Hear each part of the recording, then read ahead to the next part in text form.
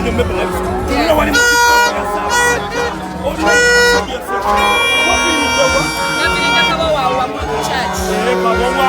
Mwa. Chika. Tunataka pechanya unati.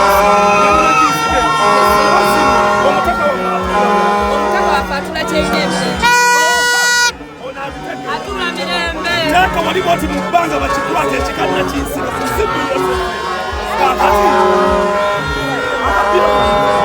Akabira kakungu.